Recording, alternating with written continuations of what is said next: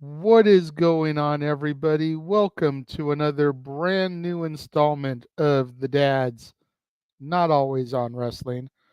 First episode of 2024, and doing something a little bit different today. We're actually broadcasting from my StreamYard instead of Jeff's, hence the no intro video.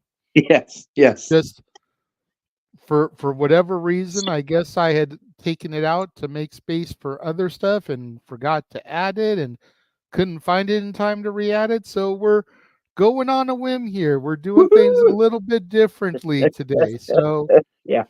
hey, you know what? It's the first one of the year, so why the hell not?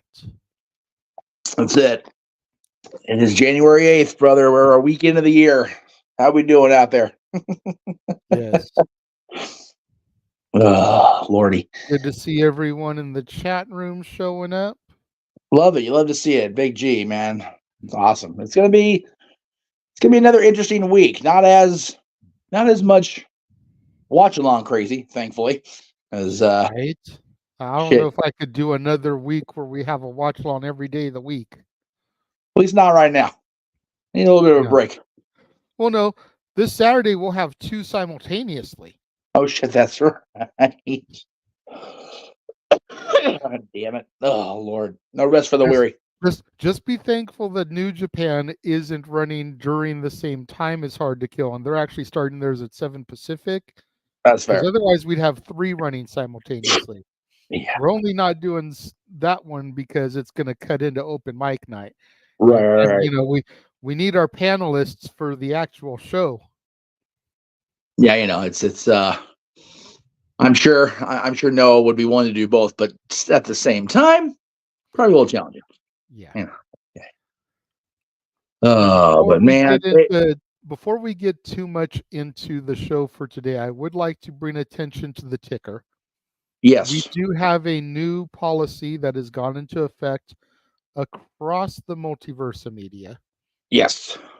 It is going to take a little bit of getting used to on our ends. So if we budget a little bit, so be it. But Mm, we are no longer going to stop the flow of things to address non super chatted comments. right. We will still bring your comment up on the screen as we always have. We just won't stop to address it, respond to it. You go and you watch just about any other wrestling channel that does a wrestling podcast that is monetized, they do the same thing. They Right. only stop their flow for super chats. It's, it's something we discussed That's as a whole, and it's something we've all agreed to. So right. if you feel like you're being ignored, you probably are because you're not super chatting. We're not Right. trying to be dicks about it. Yeah. We're being real. We're being upfront. That's it. So, that being said, before we get into the topic today, how the hell are you, Jeff? Oh, I feel like absolute dog shit. It just You I'm just look being it real. too. Yeah, I feel it look like absolute hell. It's a beautiful Monday here in Santa Clarita. Oh, you know Again, what? We're not 5 minutes in yet. I was going to curse real quick. It may be nice outside, but I went down to the car this morning to take the kids to the school to 23-degree weather yeah, yeah, and no, ice on my windshield. That is not a beautiful day. yeah. No Mother Nature. That's a bad Mother Nature. Yeah, we here in Southern California are not adjusted to temperatures that start with a 3 or a 2. No. Like no, like even 40. It's like okay, I suppose, but yeah, it's and out where you are in the high desert, man, it gets cold. I will say this: I didn't notice it because we were in such a craze hurry Friday morning when we picked Dylan up from his mom's. There were snowflakes hitting me and hitting the car when we got back to the car with Teresa and drove off there. So it got cold this weekend, Yes. and Very I much don't want so. it. Yeah, and Snow's very nice to look at. It's very pretty. It makes for beautiful backgrounds and cool scenery, but it is too motherfucking cold to be dealing with that shit. I Now, don't want let to. me ask you. Let me ask you. Yes, sir. Would you rather deal with 25, 30-degree weather and possible snow, Uh-huh. or 100 and plus, dry ass desert, Yeah. walk outside and you're ready to just like melt heat? Yeah. Having dealt with both in the last 12 months more than once, I will still take the cold. And I Yes. say that because cold, you can always bundle up. You can always, get warmer. You can always find a way to stay warm. If it gets too hot, there's only so much you can do before you start breaking laws of decency. This is fair. Just throwing that This is out there. absolutely And fair. and I will say to the folks in Arizona, if you're watching Arizona, turn the damn thermometer down, even now. Because when I go to see my friends do their live show on stage and I open the car door and they said, nope, I'm going to get fused to the concrete. I'm good. That's too damn hot. Yeah. I don't need to be stifled today. Thank you very much. No. We did get a super chat from Big G, $5 super chat. Thank you very much, sir. When you Yes. guys get a chance to read my private messages, just hit me up. I'm really debating giving TNA a chance. I did read your private message, Big G.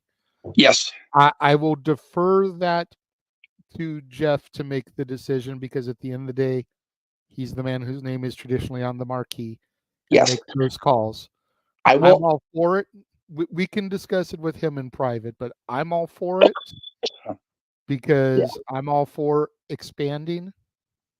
But at the end of the day, it's a Meacham call. Yeah. And as far as debating giving TNA a chance, I'm doing the same thing, bro. I'm watching Hard to Kill, and I'm gonna watch the entire month of Impact, from the Impact after Hard to Kill Yep. leading up to No Surrender. And I'm Yes. gonna watch No Surrender.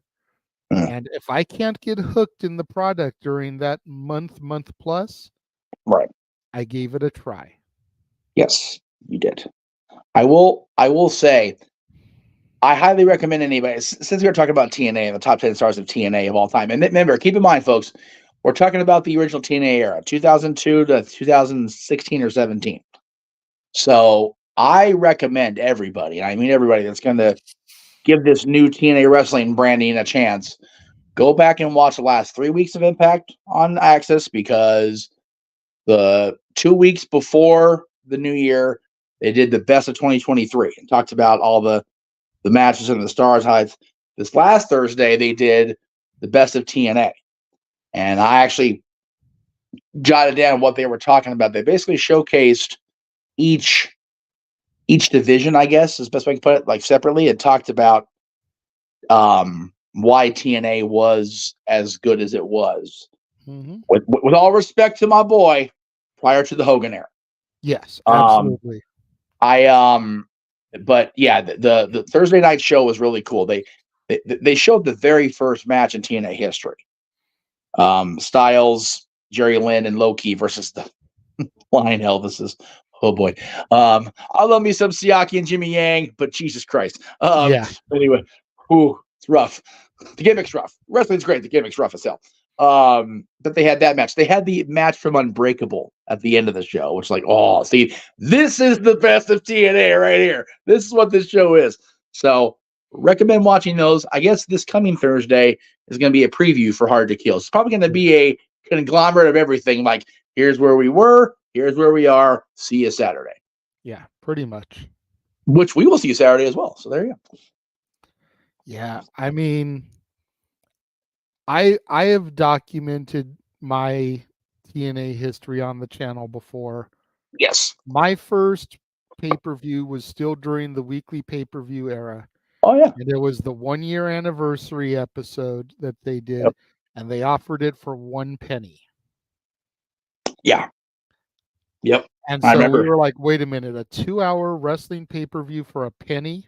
Yeah. Okay, what have we got to lose? Right? You go walk down any street across the greater 48 states, you're going to find a penny. Oh, yeah. It's like, So what are you really losing here? Right. And we enjoyed it to the fact where me and my dad were like, well, they're $9.99 a week. So let's get next week's.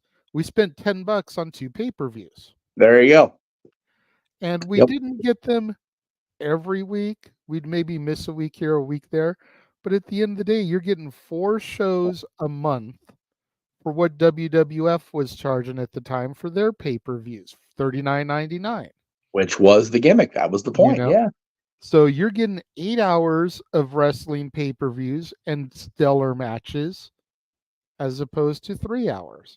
Yeah. It was great booking, and whoever's idea it was, whether it was Jeff and Jerry Jarrett's, whether it was Vince Russo's, whoever's idea it was great business sense because Yep. you got that stuff. And I would say from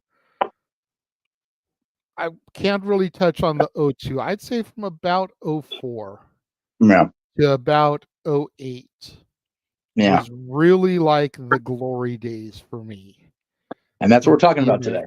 So Yeah, definitely. And we're gonna go ahead and get into the list, and we're gonna totally own the fact that in some of these we copped out and cheated. oh yeah. Had to. Yeah, had to. You'll see Because why. Yeah.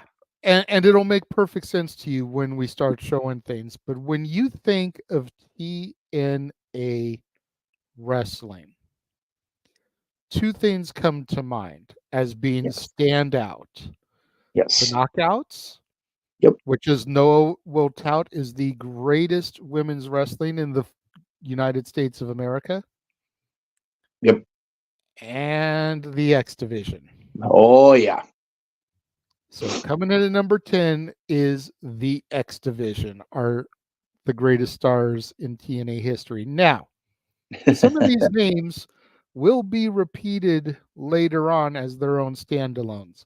This Yes. is just everybody in the TNA era that held the X Division championship. Yes. And let me take the ticker away so we can get the names on the bottom row there. Got to give some love to Trevor Lee, aka Cameron Grimes, and Mike Bennett, and Eddie Edwards, and Rockstar Spud, and Bobby Lashley, and Tigre Uno, Yes. and then Yes. everybody else. I mean, starting with AJ Styles, First champion. E, Jerry Lynn, Six Pac, Kaki Siaki, Kid Oh my goodness. Cash, The Amazing Red, Sabin, Michael Shane, Frankie Kazarian, P.D. Williams, Christopher Daniels, Samoa Joe, Jay Lethal, Kurt Angle, Yeah. Johnny Devine, Sheikh Abdul Bashir, aka Davari. You got Yes. Eric Young, Alex Shelley, Suicide, Homicide, Douglas Williams, Robbie E, Abyss, Brian Kendrick, Austin Aries, Zima Ion, now known as Joaquin Wilde, Rob Van Dam, Kenny Keene, Sonata, and then of course I already named off the bottom row there. Yeah. Sonata, who I believe is the reigning IWGP World Heavyweight Champion, correct? Or is that or no? I had the wrong That's name. a Noah question. Yeah, That's a that's Noah fair. question. That's fair. Somebody in the chat room help. But I mean, these guys put the entirety of the company on their back. Yep. And carried it because it was not about weight limits. Yeah. It was about no limits. They Yes. took that WCW cruiserweight style and took it to the next level. Yes, they did. It was the thing that made NWA TNA / TNA wrestling different than any other wrestling company on the planet. So much so that when I started, going out to indie shows and started working indie shows, I noticed there were either X Division championships or the like in almost every company I attended, worked with, whatever. And also guys bringing that championship, like AJ Styles, like Frankie Kazarian, like Chris Sabin, to PWG, to UPW, and defending that and bringing that style across country. You got to remember, TNA really was, almost shackled to the fairgrounds, the asylum for a while. and they moved to Universal and did their thing there. But that style has permeated. Some would argue that the No Limit style kind of led to the dumbing down, not dumbing down, excuse me, led to the almost unhealthy style that a lot of guys adopt now. But when you think about the longevity of a lot of people on that list, that graphic we showed, that are still wrestling or have stepped away and are doing agent roles, but aren't, completely debilitated at the end of the day, that style got them noticed. And most importantly, at least for the folks in the business side, got the company noticed and made it justified to charge that $10 a week, that $40 a month for as long as they did. Yeah. I will go on record as saying, and you can dispute me if you want, without the X Division, Kenny Omega and the Young Bucks are not a thing. No, I agree. 100%. Kenny Omega and the Young Bucks, as performers in their styles, don't adopt the styles that made them famous without the X Division. No. Nope. Not saying they wouldn't have been professional wrestlers. Right. Not saying they would have been decent or even amazing professional wrestlers, as in Omega's case. Yes. But the style that made them famous is essentially the X Division style. Yeah.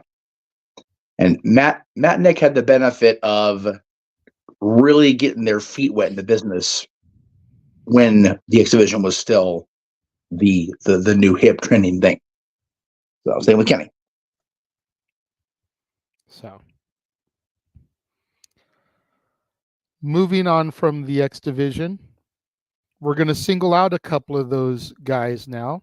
The first of a few we're going to single out, but we're singling them out as a tag team.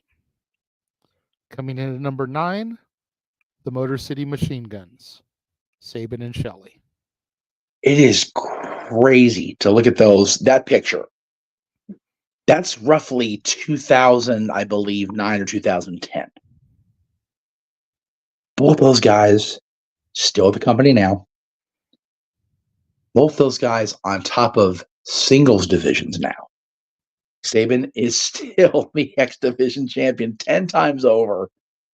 And Alex Shelley's your reigning world champion. That shows how great these guys have been and continue to be all these years later. I love these guys to pieces.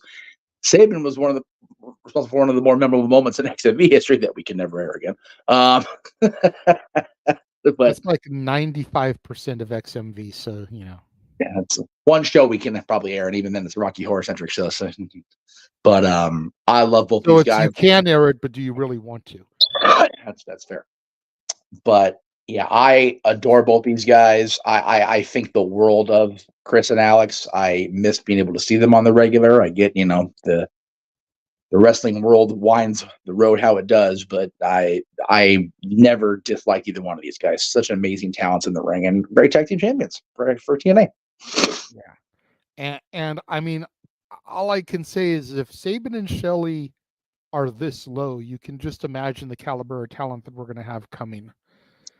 Because these guys literally have done it all. They've been tag champs together. They've both been X Division champion. They've both been world champion. Yep. Sabin when it was still the TNA world title, Shelley as the Impact world champion. Yep. So it's like these guys have literally done everything that there is to do in TNA. And you want to talk about a guy who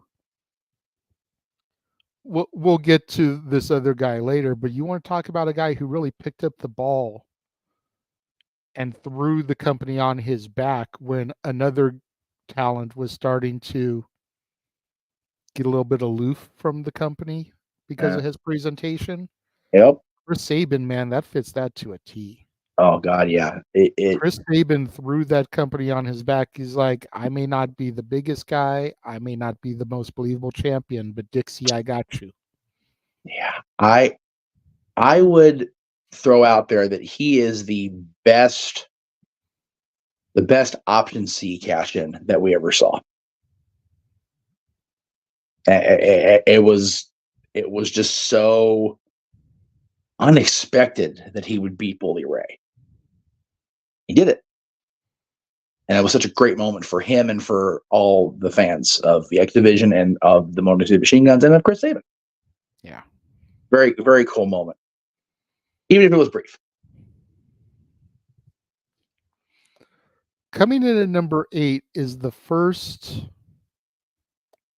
of, I'll say, probably 3 people that had kind of established themselves in other companies before coming to TNA.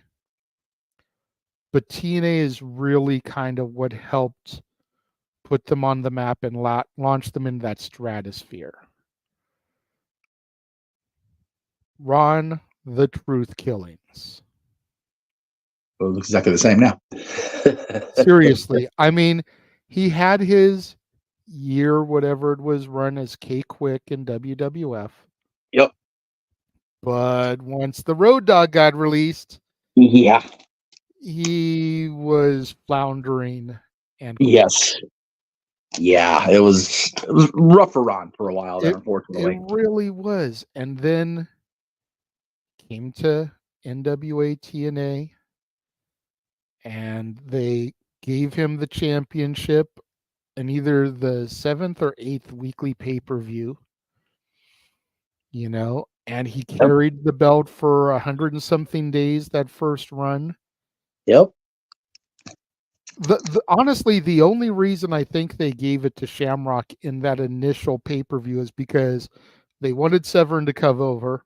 Severn couldn't come over. Okay, well, Shamrock Severn. Shamrock's a former UFC competitor. He's another legitimate name. Bam, you got the belt. That is exactly right. That's what happened. But it's like Shamrock, and I love Shamrock. I'm not trying to speak ill of Shamrock, but he wasn't going to be the guy to bring eyes to the prize. No. R-Truth was entertaining and charismatic enough that he was going to get that exposure, and especially in an era where, and let's just call it what it is, we hadn't had too many African American world champions at that point. No. Like Ron Simmons in WCW, and The Rock is half black. That's about all we had really had at that point as far as major company world champions. Yeah, Booker toward the end of WCW, but literally the last year. Thank you. Like Forgot about Booker for a split second there. So two and a half black world champions at that point. Yeah.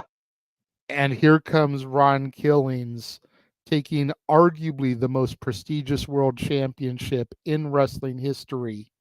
Yep. And throwing it over his shoulder, carrying that banner for TNA. Yep.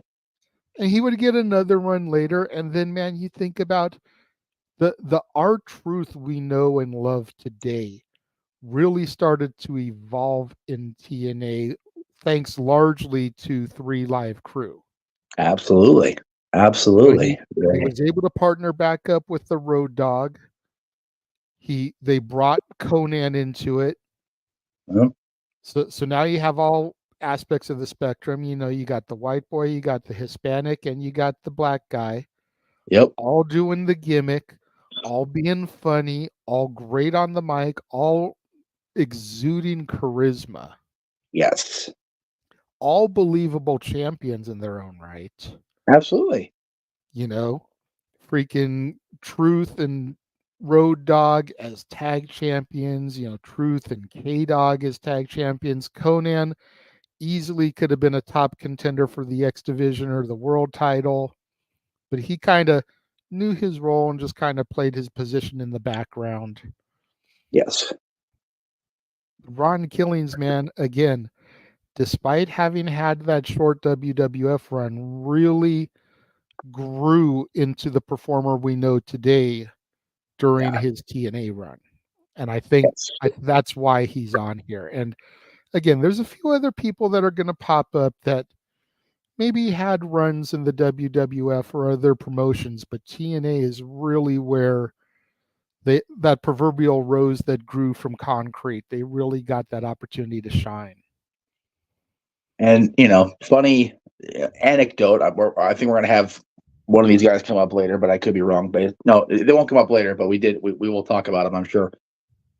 Road Dogg and it may have been Conan. Truth losing the NWA tag titles to Team Canada was the first championship change I had seen outside of a WWE or WWF event, because it was the first show we got. Maybe XPW, but as far as the major companies, the ones that are on pay per view or global television or whatever, the Weekly NWA tag episodic titles. television. Yes, the NWA tag titles were the first championships I saw change hands on a major scale outside of WWE, and it was Relive Crew and Team Canada. So just again, long tenure. Truth came back to television late last year, and he's still as good as he ever was, man. Yep. I love seeing Truth.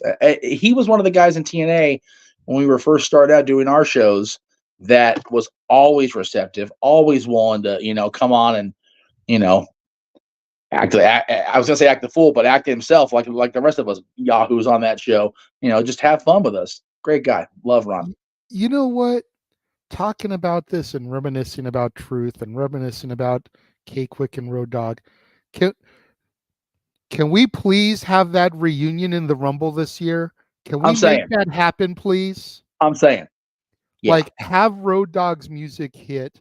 Da-na-na-na. Oh, you didn't know? Do his whole shtick as he comes to the ring. And then, Right. like, the next entry, don't have it be what's up. Right. Have it be the old getting rowdy music. Well, there you go. There you go. And like then that. here comes freaking Truth out there, and the two of them like look at each other in the ring, and they just start going, man, like they used to. That would be so dope. What he needs to do. Please, Hunter, if you're watching, and we know y'all watch, but if somebody up there is watching, please make that happen. Give me a K-Quick and Road Dogg reunion. And hell, just for the hell of it, give me a surprise entry from Conan. I was going to say, they're going to be in Florida anyway. Conan walks out, or even just the two of them. Oh, wait, this ain't the Impact Zone? My bad. Just say nothing else. Just have him wrestle. Oh, my God. I can't even process. I'm going to start laughing again. Shit. Yeah, if you're wondering why Jeff isn't doing a whole lot of talking today, it's because his voice is still killing him. He still has that cough, so that's why we were going to do two separate lists, but that's why we went ahead and we conjoined the list because we had enough similarities anyways. Yeah, we did. That just do this, and that way I can lead the conversation and everything. Now, number 7 and number 6 sparked a little bit of controversy between the two of us because I feel it should go one way. He feels they should be flip flopped. I'm going to tell you what, we're just going to show 7 and 6, and then let's get you guys in the chat room. Who do you think should be at which position? So the way I have them here in the photo gallery, I have number 7, the Monster Abyss. And at number 6, I have the alpha male Monty Brown. Now, I'll go ahead and make my argument. I looked at this based off of the way that the name of the show was presented to me. Top 10 TNA stars. I get Abyss had championships that Monty Brown didn't do. I get that Abyss had a longer tenure that Monty Brown didn't have. But Monty Brown from the jump was presented as a star. He was their response to like The Rock. He was that charisma, the alpha male, hit you with the pounds, period. And he even did cross over to WWE ECW, got himself a WrestleMania match as Marcus Corvon. But once there was family issues, I believe it was a sister or somebody got sick, Yeah. Monty stepped away from the business. Priorities over passions, as we always like to talk about here on the Multiverse of Media. And Yes. his career just kind of fizzled. Right. Again, Abyss, world champion, X Division champion, tag champion. Like I get he's had the accolades, but I always felt that Monty was painted more as a star than Abyss was. I can definitely agree that the presentation definitely favored Monty Brown being out there and being showcased as a star, and the stories he did with the Abyss and later the character Chris Park, Joseph Park, the lawyer or whatever. I can definitely see and agree with the presentation of the characters being lopsided as far as who's the bigger presented as a star. I just felt personally that Abyss, was able to adapt his character to, change up the presentation enough where he remained a star in the company throughout. I mean, God, he was with them well into the Impact rebranding. He's only been with WWE as an agent for a few years. So, other than that, he was a TNA guy. He was a TNA original. Yeah. He was on the first show, not as the best, but he's on the first show. Mm-hmm. So that's why I felt I argued for Chris Park or Abyss more, but I definitely can see where the labeling star and the way that Monty was presented, had he had longevity, it could be argued for sure. What do you guys in the chat room think? Let us know. Who do you feel was the bigger star in TNA? Abyss or Monty Brown?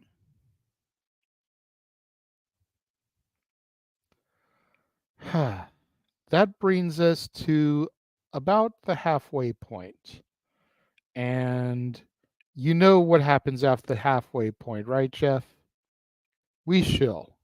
Oh yeah, We we're not shill, we're we not those shill, for we salesmen shill. here. Yeah, exactly.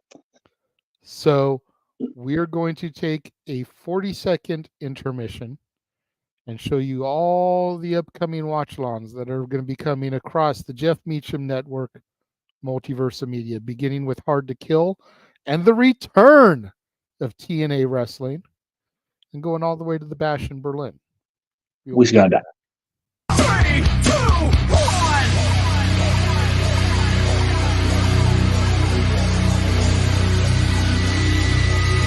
Here we go again. Right now, let's go. Me and you, toe to toe. We can rock, we can roll. Here we go again. Right now, let's go. Me and you, toe to toe. We can rock, we can roll. You see it.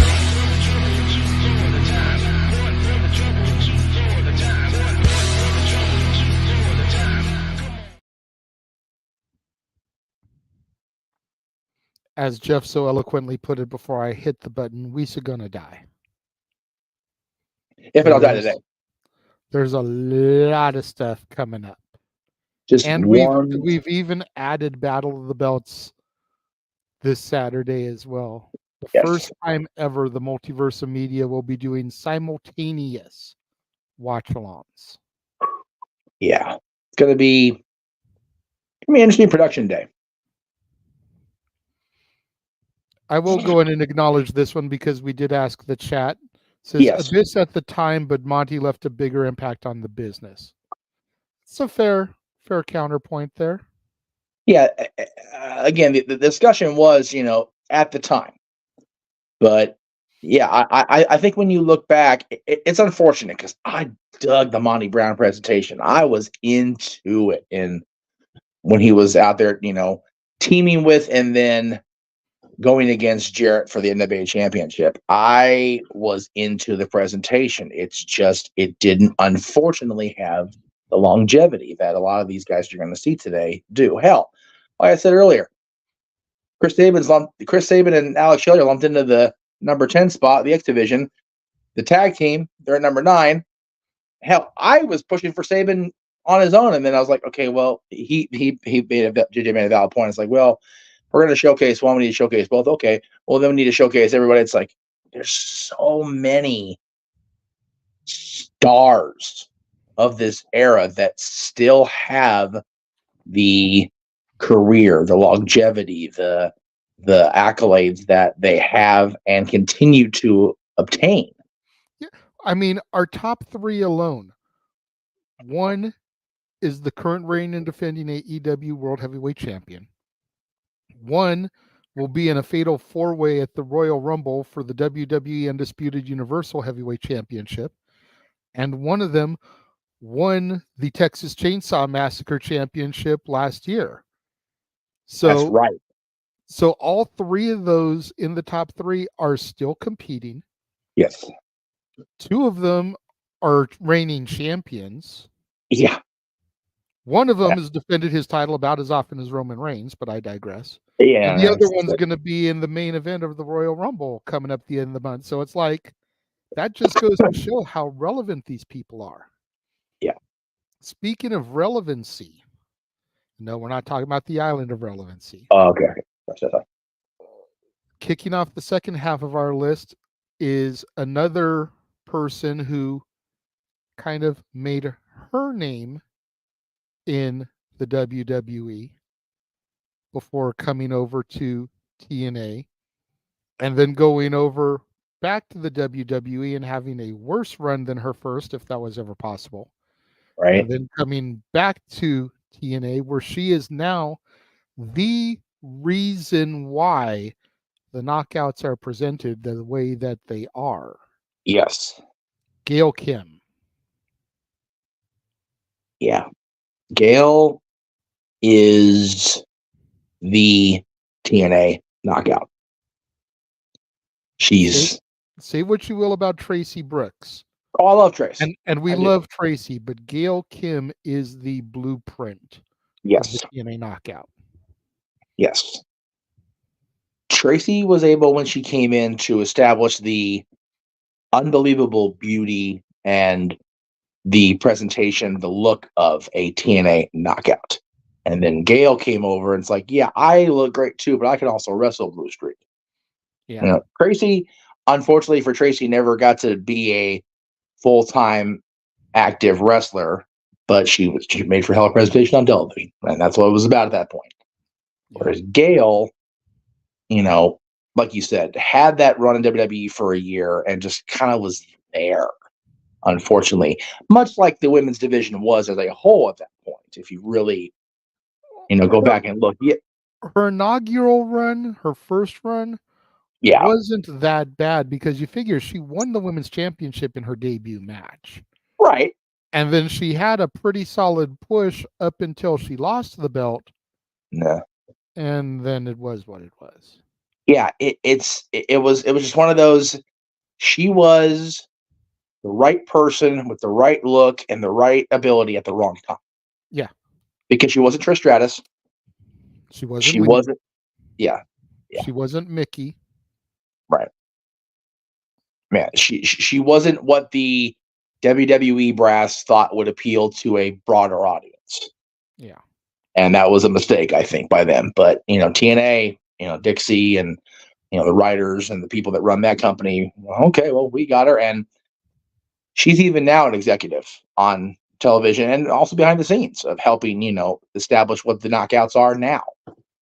Which is why we have an unbelievable match on Saturday between Trent and Jordan Grace, because of the way the knockouts have been allowed to be presented. As you said earlier, that Noah's talked about with us for a while, the greatest United States-based women's wrestling division. There is no disputing that in my mind. And it's because of Gail Kim. I firmly agree with that. You know, that's why I made sure to put that in my presentation before throwing to her graphic. Like the knockouts division today would not be what it is were it not for Gail Kim. Yep. And even finding the hybrids, as far as, they look great, but they also wrestle. The beautiful people are a great example of that. Mhm. Feuding with Gail helped them. Same with Taryn Terrell. God bless her. She's a stunt woman now, and she was getting into that before she came to WWE and then TNA. Her and the Dollhouse's program with Gail are really what made people aware and of how good Taryn, Mia Yim, I forget the third partner's name. I'm sorry. She was in NWA for a while too. I do apologize for the name forgetting. I had it and then it went away. But those three women were put on the North American wrestling map working with Gail and working in TNA. Marty Bell. There it is. I got it. Marty Bell, Mia Yim, Jade, and then TNA, and Taryn benefited so much from working with Gail, and everybody that worked with Gail benefited. She is, as you said, this perfect, brother, the blueprint of what a TNA knockout, a TNA women's wrestler should be. And her and Kong were just so amazing together, too. Absolutely. And that brings us to number 4. And this is another cheat that we did. Yes. But there's definitely a common denominator here. And that's a certain Tennessee cowboy, James Storm. That's right. America's Most Wanted, who for a while were managed by Gail Kim. You want to talk about storytelling and good transitioning? Yes. And Beer Money. And I made sure to find a picture of Beer Money that put Storm on that side so that baby Storm with his NWA title is with long hair scruffy drunkard Storm, like side by side, so you could see the change. Oh my God, right? Between the two. Yeah. I mean, NWA Tag Team Champion James Storm looks like he just graduated high school. Right. And he's cosplaying wrestler with his best friend. Yeah, seriously. No disrespect to AMW and their reigns as champion. But that looks like I just graduated high school and me and my buddy are going out pretending to be wrestlers. And then you look at the man in the picture next to you. It's like, holy shit, that's the same dude. He's right. And then Bobby Roode, long before he became, do it with me, 3, 2, 1, glorious. There you go. Yeah, both of those teams were dominant forces in the TNA tag division. Absolutely.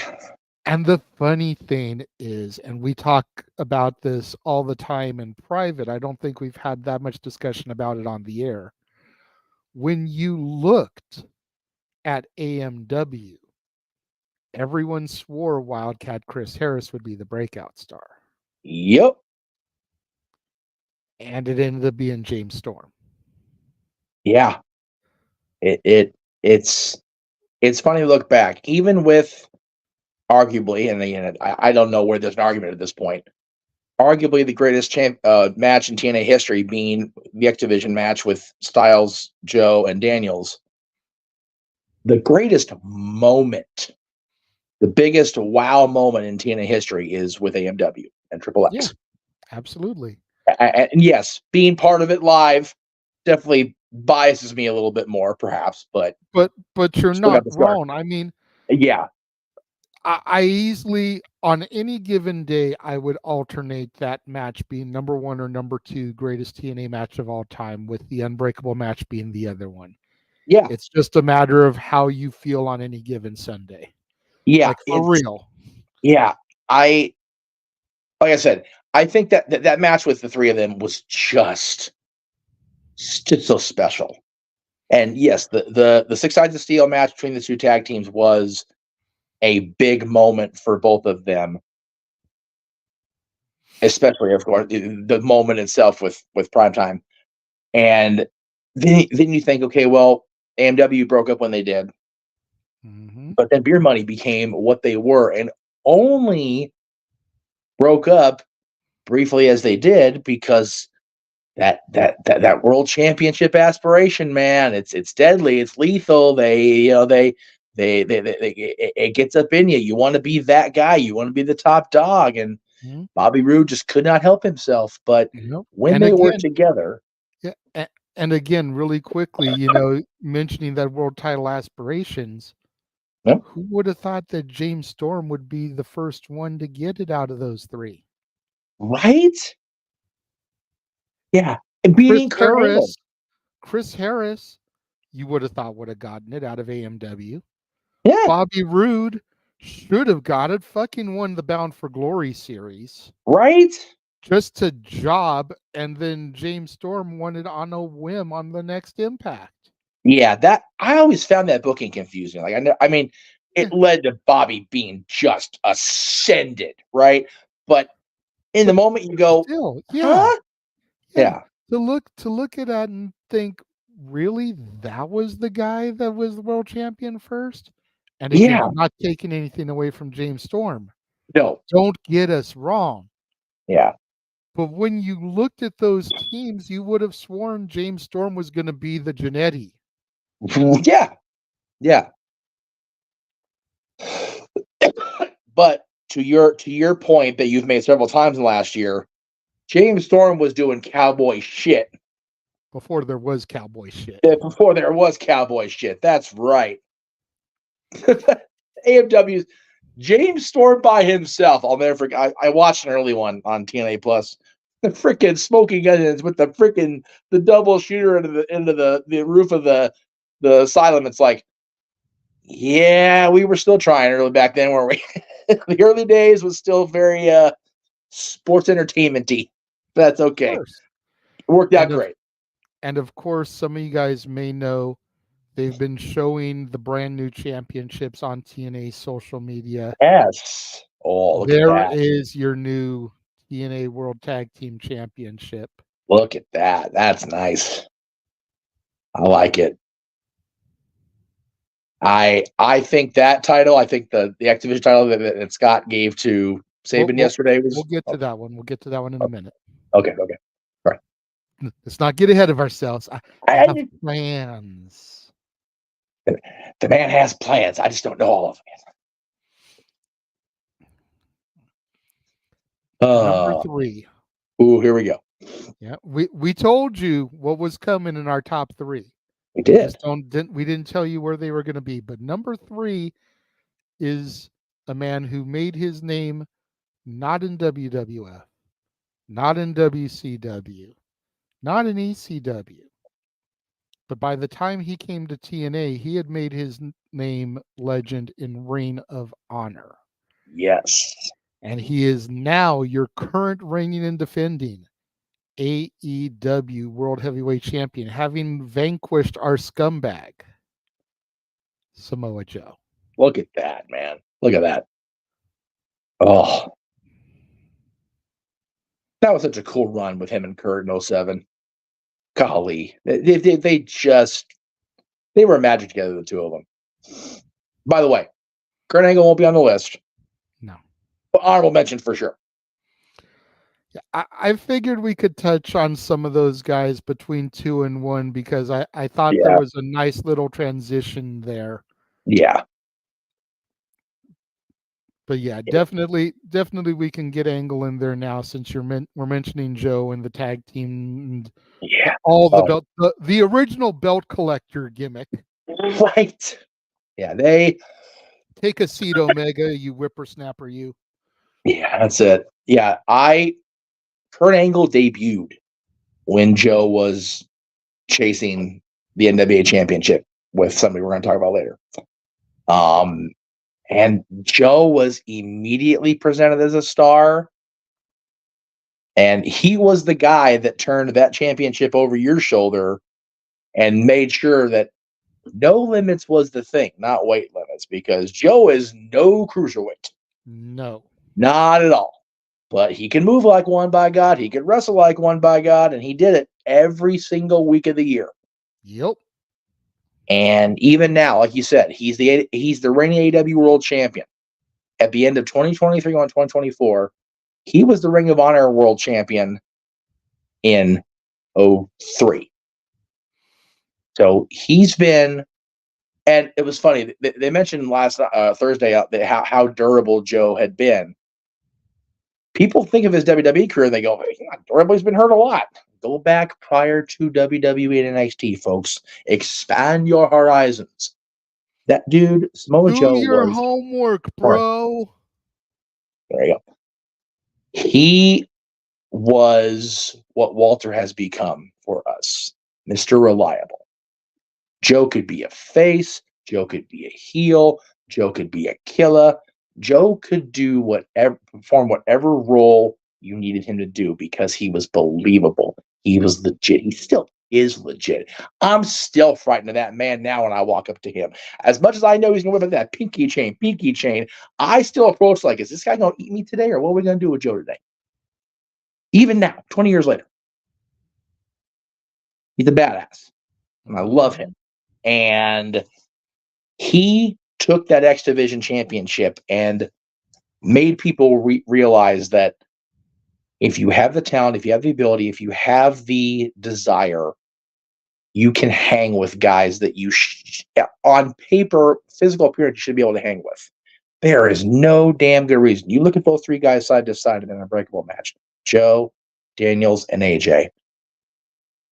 If you're going in cold that have no knowledge of what's going on, this big fat guy's going to keep with these two guys? No way. No. Joe carried that match, arguably. Yep. Definitely a top 3 all time for TNA. Number 2. Gonna be a little bit controversial. And I know when he watches this back, Noah's gonna grumble. But at the end of the day, there would be no TNA. Nope. Without Jeff Jarrett. Absolutely not. Period, point blank, bottom line. Oh, Jeff Jarrett had the reign of terror in TNA. He always booked himself to be the champion. Jeff Jarrett did. Listen, people. When you have your money invested into a company and you don't have talents locked down to long-term contracts because it is the infancy of the company. If memory serves me correctly, people weren't getting locked down to contracts until they legitimately got a TV deal. When they were on weekly pay-per-view, it was a pay-per-appearance handshake agreement type of thing. Yep. So who are you as a promoter, booker, financer going to be able to count on to be there each and every week and never say, oh, well, I'm going to go do this booking instead? Yourself. Yep. Jeff Jarrett gets way too much crap for his quote unquote reign of terror. Yep. And when you look at things with the proper glasses, a lot of times Jarrett had no choice but to trust and believe in himself because he and his dad, Jerry, had too much invested in the company. You knew Jeff Jarrett was going to be dependable. Yep. You knew Jeff Jarrett was going to be there every week. Yep. So Jeff Jarrett, as the champion, made sense. Once people started getting locked down to good long-term contracts, once names started to be made in the company, Jeff Jarrett's title reigns seriously cut back. Because he had other people that he could put the company on the shoulders of. Yeah. If I remember right, and I'll have to go back and look because I didn't have this in front of me because I just didn't. I don't think he held any other championship other than that, what do they call it? The King of the Mountains / Legends / TV Championship after 2006. Because Sting beat him at Bound for Glory, and he was never a champion again in TNA that I recall.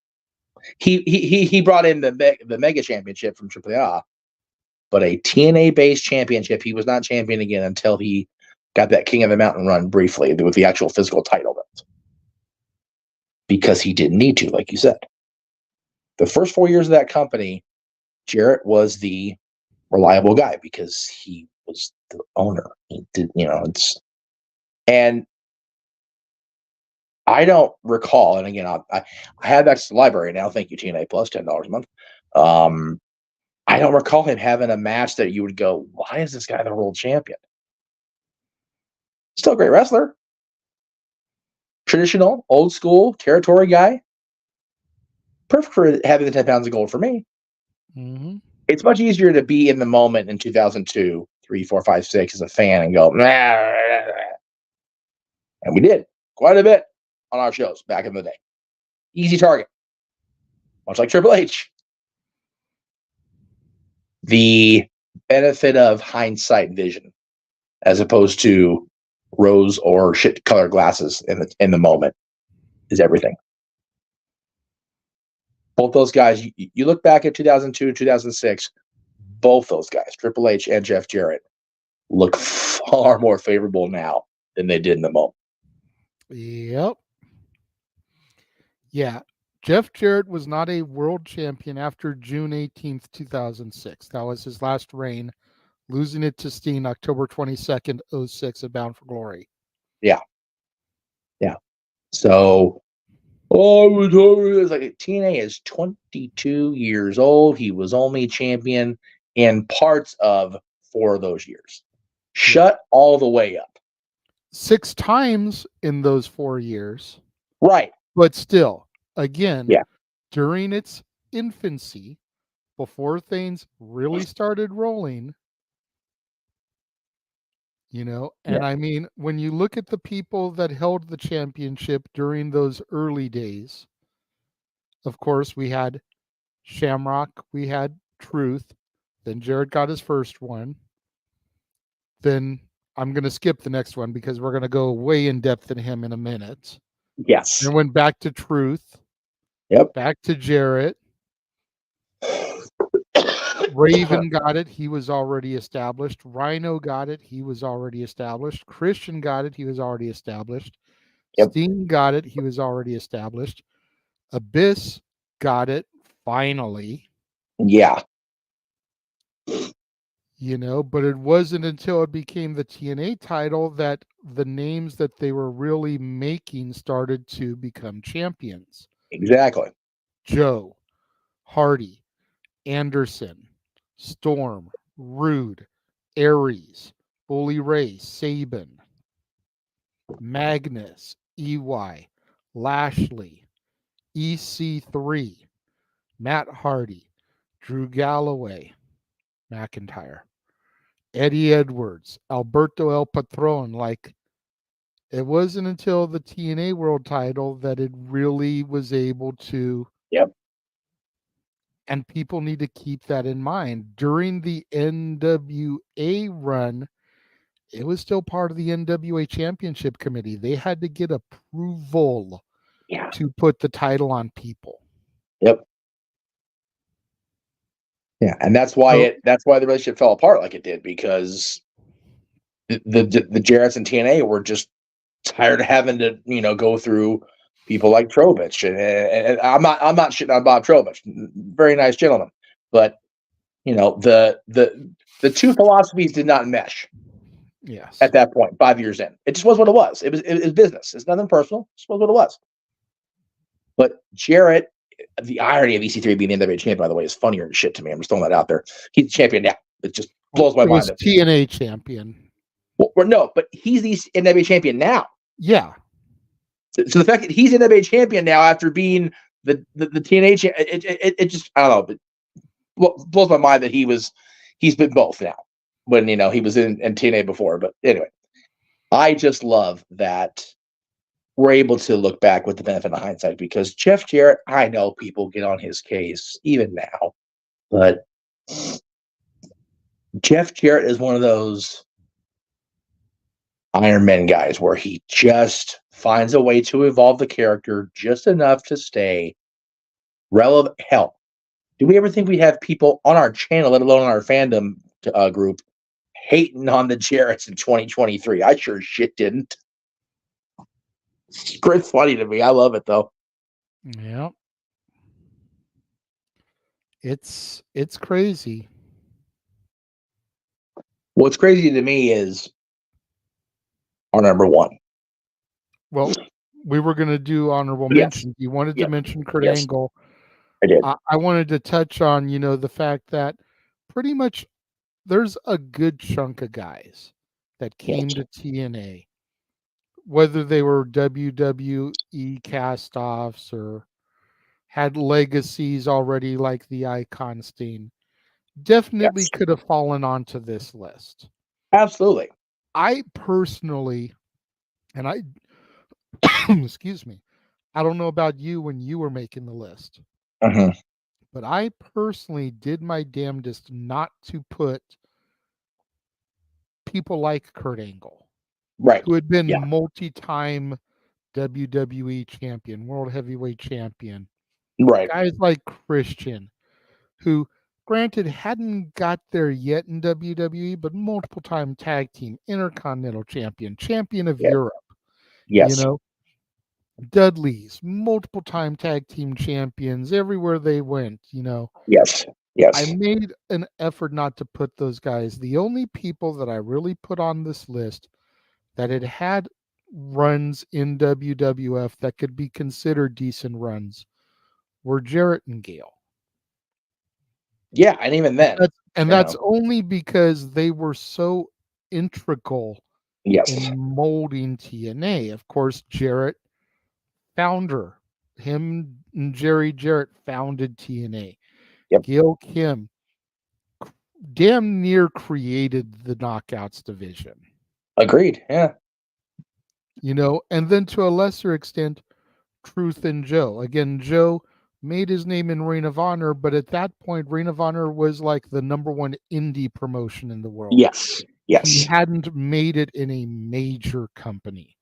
Correct. Right. Truth had that WWF run, but again, like I stated when we discussed him, the Truth that we know today really had its genesis in TNA.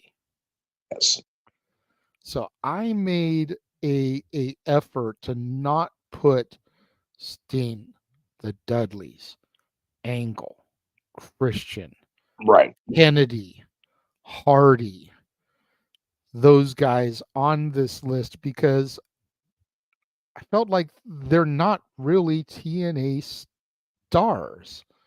They're WWE, WCW, ECW stars that rejuvenated their careers.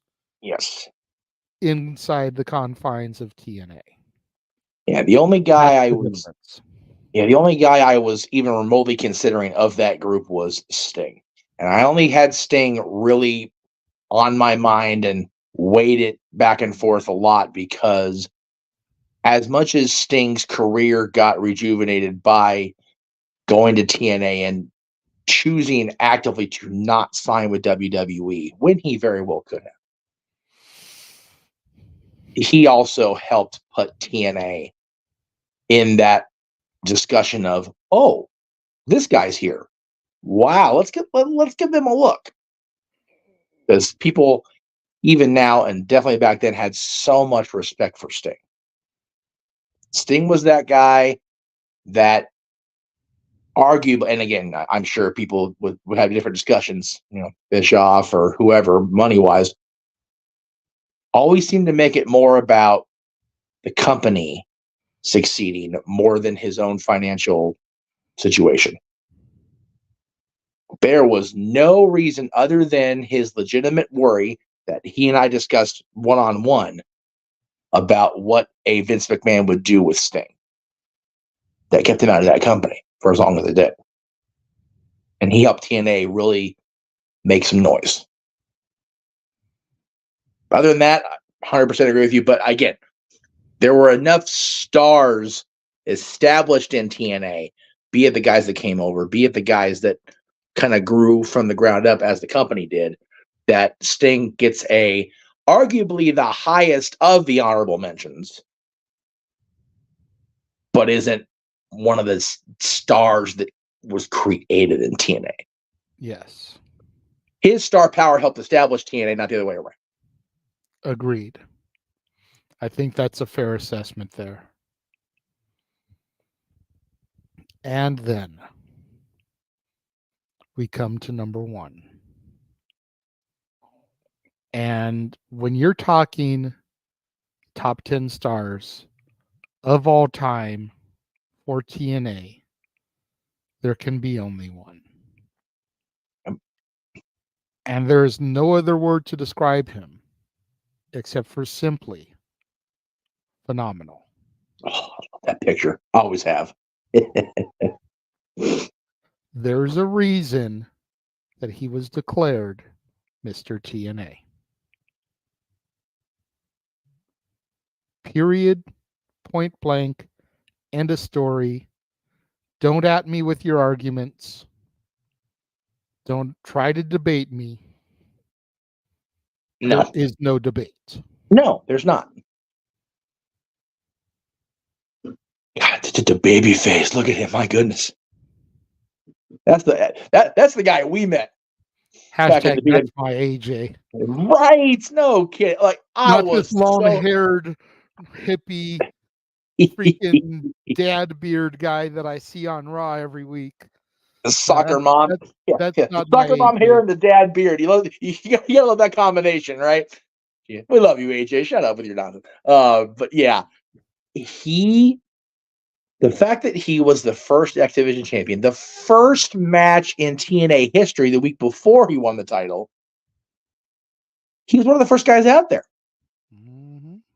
Yeah, again, we can go on for another hour just on AJ alone at this point, because that's how important, how crucial, how much of a integral cog in the wheel that was TNA for well over a decade. And it's crazy to think that when he left at the end of 2013, we thought both of them, the company and the man, were screwed. And here we are. Yep. TNA's rebranding, and AJ's in the main event of a Royal Rumble pay-per-view for the title 2 weeks after the return of TNA. But nah, they're both dead. Nope. That's how talented he is. That's how important this company has become. And they are the reason for that are intertwined forever. TNA put AJ on the map. AJ put TNA on the map. Whatever else he does going forward, he will always be the guy from TNA. It doesn't matter how many times he wins the WWE Championship, how many accolades he gets, and they are favorable and they will always be mentioned. But AJ Styles is TNA wrestling. Yes. That's the tweet, as they say. Yeah. That's the X. X Division. Oh, I hurt myself. Oh shit. Ironically, it's on X now, so the X Division. Speaking of the X Division. Ooh, look at that. I like that.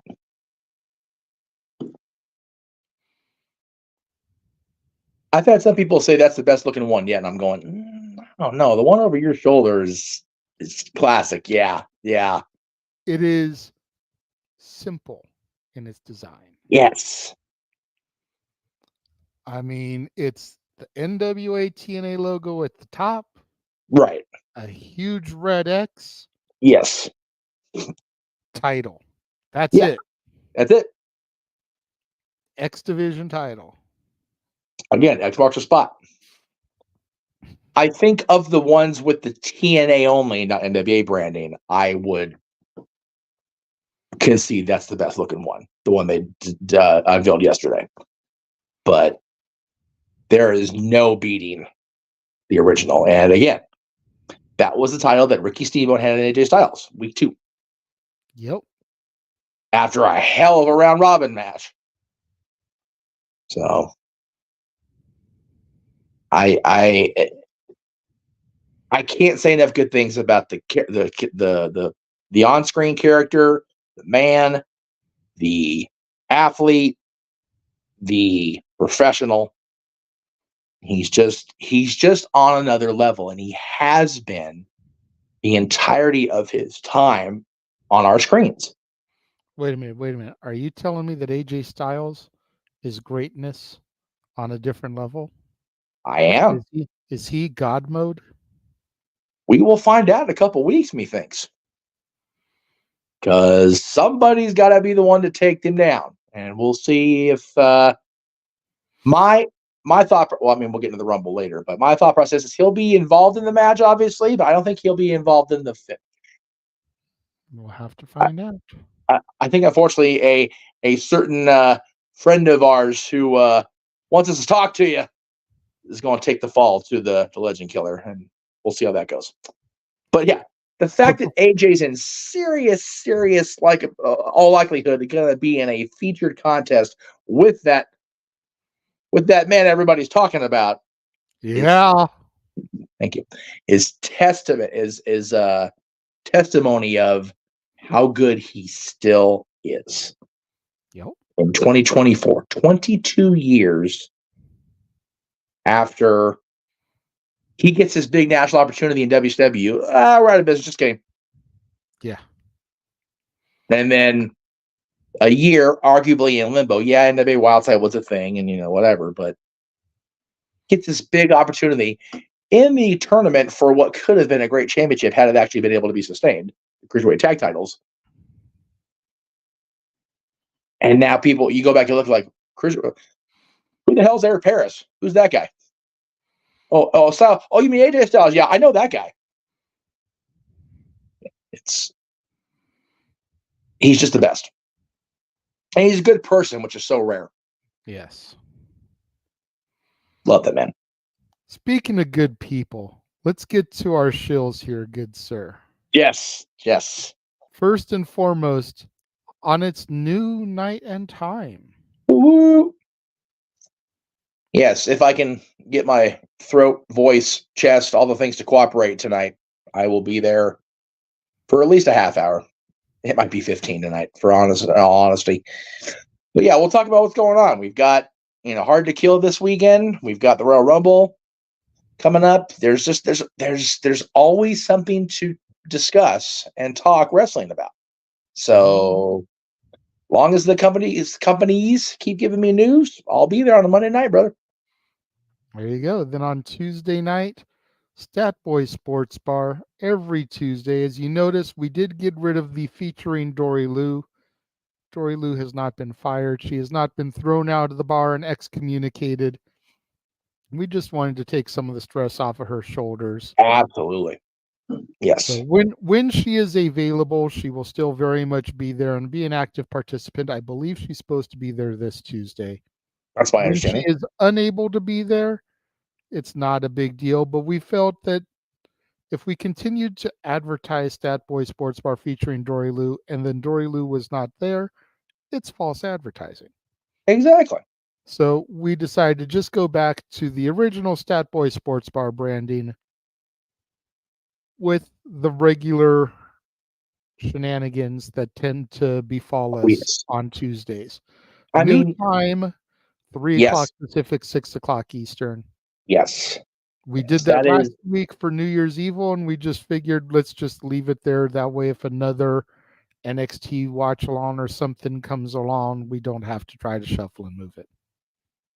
Yeah, and it's also one of those things that, starting at 4 our time, we would bleed into 5:30 more often than not, and my availability to be picked up and got out of the studio and go home was challenging. So just a number of factors, but yeah, I'm excuse me, sorry, I'm trying. I enjoy doing the sports bar, and we're finally out of the regular NFL season. We're pushing toward the Super Bowl. God help us. And there's a lot of cool stuff going on right now. Again, all the sports are active right now except Major League Baseball, and there's already off-season talk about that too. There's a lot of talk about the Dodgers yesterday and over the weekend, so we'll definitely get into all of that tomorrow. And then on Wednesday, Yes.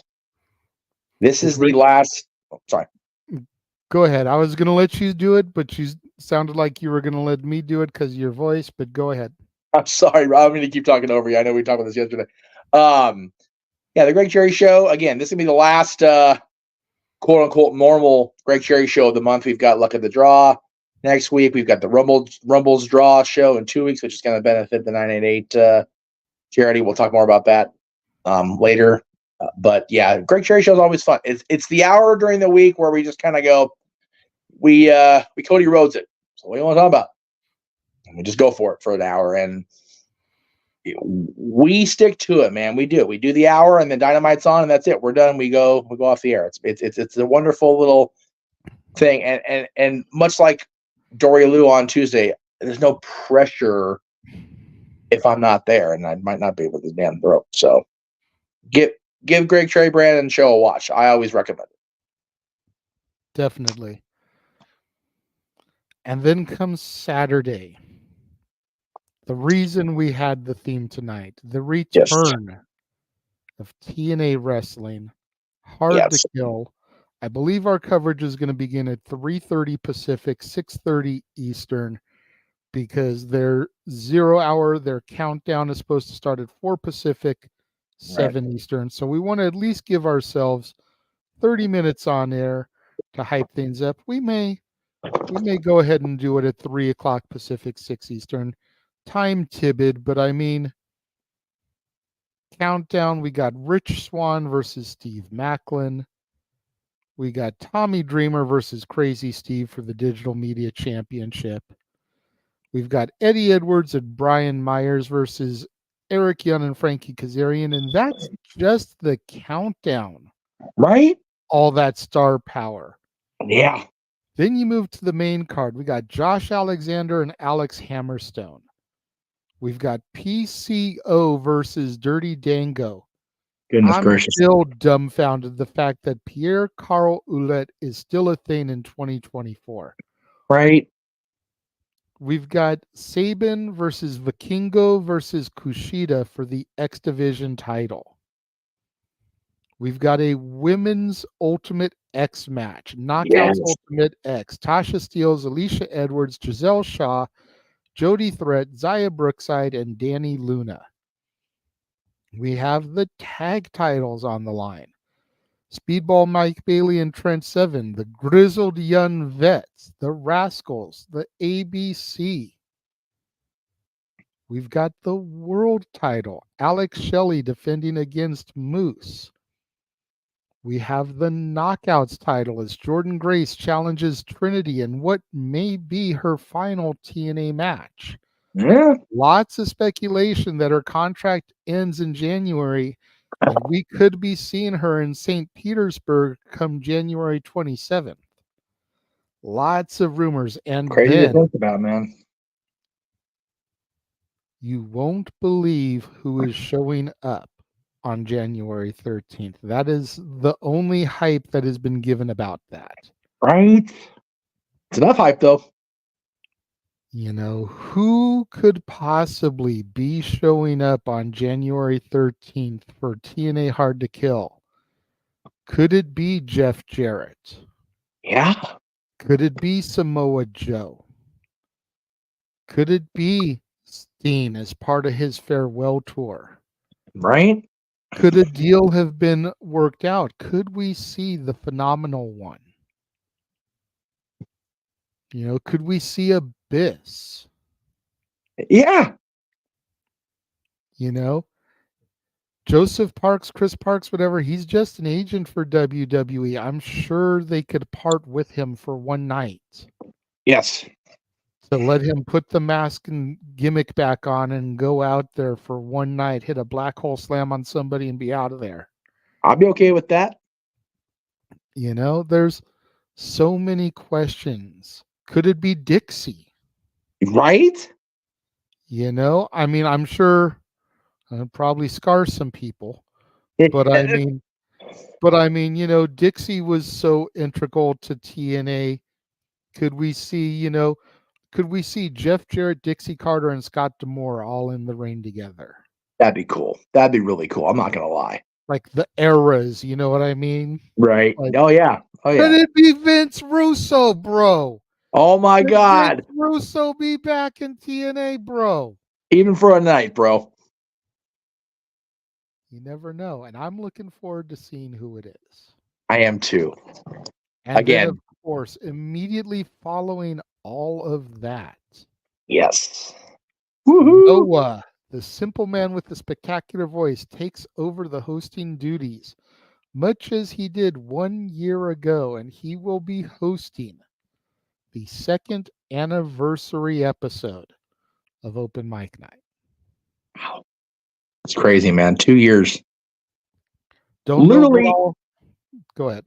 literally birthed out of a just bullshit discussion with he and James and I after a Turning Point TNA pay-per-view, ironically. Mm-hmm. It crazy the synergy of things that it lines up to be a post TNA Open Mic Night. Pretty cool. Don't know what we'll be talking about. I'm sure some of the conversation will center around the return of TNA wrestling and Hard to Kill. It's only Monday. The news hasn't Right. really begun to flow for the week, and let's hope it Yeah. stays a flow week. Yeah, But, right. Whatever the topics are, I still will come up with the topics. I will send them out, and Noah will be the one to kind of engage us in the conversation and the discourse. He did it last year, did it so well. We're letting him take over the reins again this year. I love it. I love it. And that's going to just about wrap things up. Shit, man. Not bad. Hour and a half. I'll take it. Right? I mean, not as quick as we did for some of those Christmas episodes, but still for me and you to be done under 2 is still an accomplishment. Especially about TNA. Yeah. Like, yeah, we were so enamored with that product, and it was such a big part of our PWG experience that, There was a time there where I felt that TNA was better than the current WWF product. Oh, yeah. Product. And it was. And yeah. And people didn't want to hear it. And they thought that it was going to die a slow, painful death. And here we are, 22 years later, still around, still kicking, rebranded back to the original name. Honestly, I'd love if they had this backdrop for that pay-per-view on Saturday. Have those letters just for one night. That'd be cool. That'd be the cool. Throwback. But, yes. Yeah, the way I was during that 04, 05, 06 period of TNA very much reminds me of the way that Noah and Datilla are these days about TNA. Absolutely. And how passionate they are about it.